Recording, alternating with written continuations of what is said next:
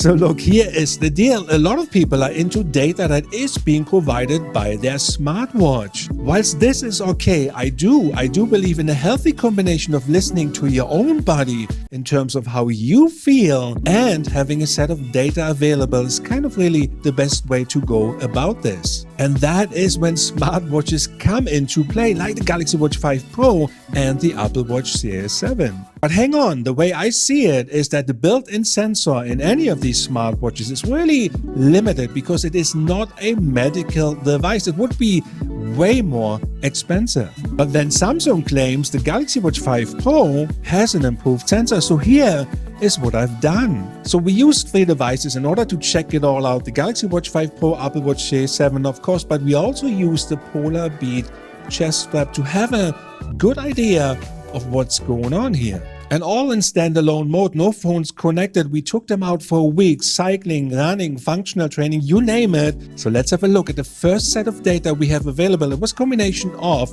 functional training and running.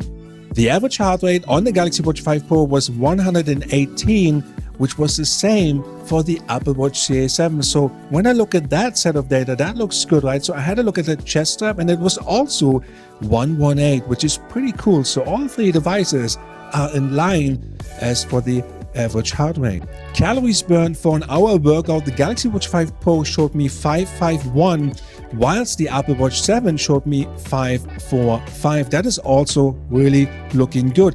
We did have some slight differences in distance, where the Galaxy Watch 5 Pro showed me 4.97 kilometers, the Apple Watch showed me 5.17. So I checked the Polar Beat and it was exactly 5. I think that is close enough for both devices. Now, one of the major differences between the Apple Watch Series 7 and the Galaxy Watch 5 Pro in terms of what data is provided is basically that you have your VO2 max level available, as well as your estimated sweat loss on the Galaxy Watch 5 Pro. You don't have that on the Apple Watch Series 7.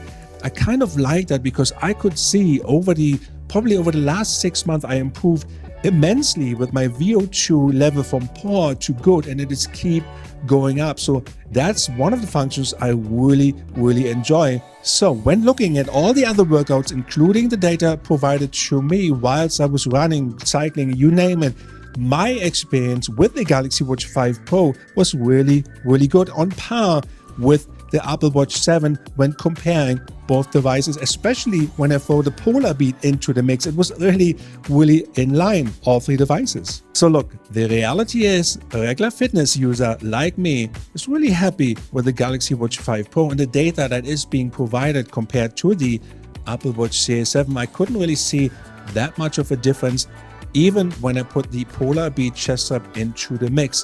For me, all good to go. Let me know how your experience is going with the Galaxy Watch 5 Pro. Peace.